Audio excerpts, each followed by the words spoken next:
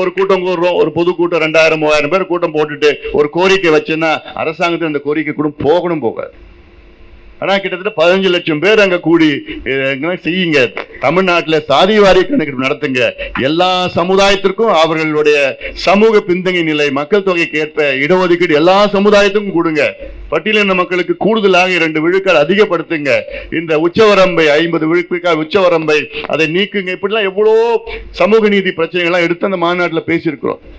இவ்வளவு பேசியும் தமிழ்நாடு அரசு செவிடா இருக்கு, அதாவது காது கேட்கல, அவனுக்கு கண்ணு பார்வை தெரியல, அந்த அளவுக்கு இருக்கு தமிழக அரசும். அது தெரிஞ்சும் வேணுமே, அதாவது தூங்குறவங்களை எழுப்பலாம், தூங்குறமா நடிக்கணும், எழுப்ப முடியாது. முதலமைச்சர் அந்த நிலையில் தான் இருக்கிறாரு. இப்போ தெரியுது அவருக்கு இதெல்லாம் இருக்குது, பண்ணலாம், சாதாரணமா ஒரு 2 மாதத்துல பண்ணிட்டு போயிடலாம், கணக்கெடுப்பு நடத்திடலாம். ஆனா அதெல்லாம் அவருக்கு வேண்டாம், விருப்பம் இல்லை அவருக்கு. தெலுங்கானாவில் நடத்திட்டாங்க, ஆந்திராவில் நடத்திட்டு இருக்காங்க, கர்நாடகாவில் முடிச்சுட்டாங்க, பீகாரில் முடிச்சுட்டாங்க, ஒரிசாவில் நடத்திட்டு இருக்காங்க, ஜார்க்கண்டில் இவ்வளோ மாநிலங்கள் நடத்திட்டு இருக்கிறாங்க. அதனால் இதெல்லாம் எங்கள் மனதிலே வையுங்கள். வேகமாக இந்த செயல் திட்டங்களை செயல்படுத்துங்கள்.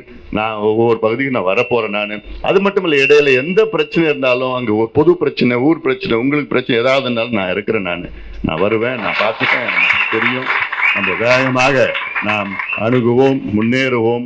நாம் எல்லோரும் சேர்ந்து நாம் ஒற்றுமையாக நாம் பாடுபடுவோம், முன்னேறுவோம். நம்முடைய இலக்கு தமிழ்நாட்டினுடைய வளர்ச்சி. அதை எப்படி நாம் அந்த வளர்ச்சியை அடைவோம் என்றால், நம் ஆட்சி அதிகாரம் நமக்கு வேண்டும். பாட்டாளி மக்கள் கட்சி தமிழ்நாட்டின் ஆளும் கட்சியாக வர வேண்டும், வர வைப்போம். அதுவரை நாம் போராடி கொண்டு நாம் முன்னேறுவோம்.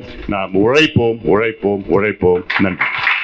செய்திகளை உடனுக்குடன் தெரிந்து கொள்ள கீழ்கண்ட கேபிள் மற்றும் டிடிஹெச் நெட்வொர்க்குகளில் எம்நாடு செய்தி தொலைக்காட்சியை காணுங்கள். பாதகம் செய்பவரை கண்டால் நாம் பயம் கொள்ளலாகாது பாப்பா. மோதி மிதித்து விடு பாப்பா, அவர் முகத்தில் உமிழ்ந்து விடு பாப்பா. அண்மை செய்திகளை உடனுக்குடன் தெரிந்து கொள்ள இணைந்திருங்கள் எம்நாடு தொலைக்காட்சியுடன்.